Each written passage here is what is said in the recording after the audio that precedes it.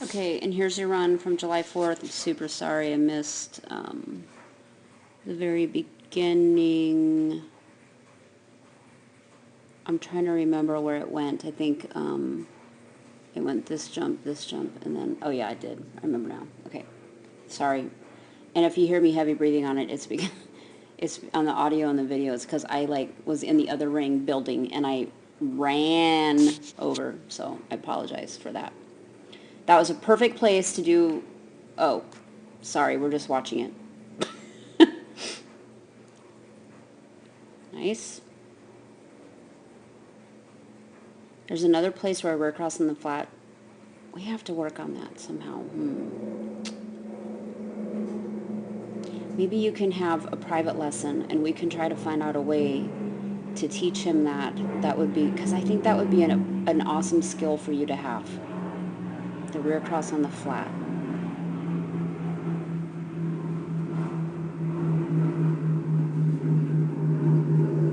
Nice job. Okay, again, sorry I missed the beginning. But, so the first video from the third had kind of a similar thing, because this jump right here, this is a serpentine jump, right? So the angle is kind of different.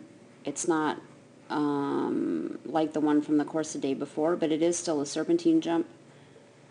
And you chose to run out here and do a front cross on the flat out here where there's no obstacles, and that was perfect. I saw a lot of people running this course on this side and handling this as a serpentine, and I just did not like that at all. So glad you didn't do that. Okay, and this part all looked really nice. Just running around in this big circle. And then a lot of people did a blind cross in here or something, but that's not really an option for you, because to do that, you would have had to send him to this jump and then leave, and that's just not an option. So another good choice here for you. This is a place, though, where rear cross in the flat would be good, because rear cross in the flat would be done over here on the landing side of this jump between these two. So it would allow you to run past this jump and then turn him on the flat to come this way. And rear cross in the flat, all that means is that the dog is completely on the ground when you do the rear cross, as opposed to sending them over a jump or sending them to a jump, and while you're sending them and they're committing to the jump, you're crossing behind them. So rear cross in the flat, one of the reasons I think it would be so awesome for you guys is because the dog and the handler need to be traveling parallel to each other, and they need to be pretty even with each other. And then if the handler is the arrow on the right, then you're gonna turn the dog like this,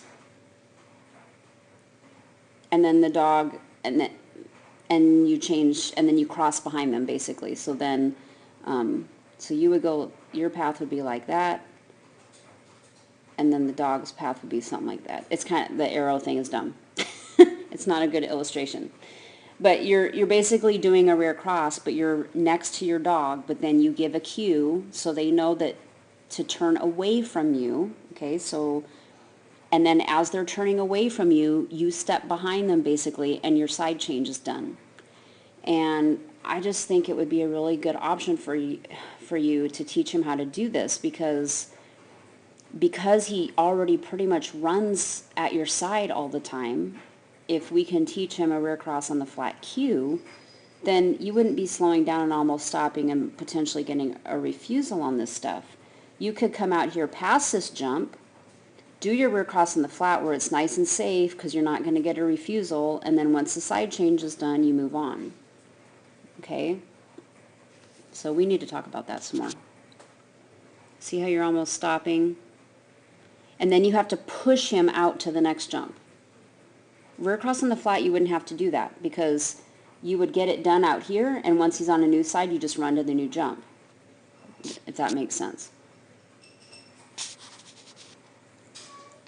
think he had trouble with his weaves on this day. Did he? No? Good boy. I thought he did one day. That was good. You do a good job of keeping your eye on him, pushing him out when he needs to be pushed out. Oh yeah, and this was that 180. You do a good job of supporting that. You did a great job, Candace, because you came past the plane of these jumps just a little tiny bit, and that he needs that support, so that's good.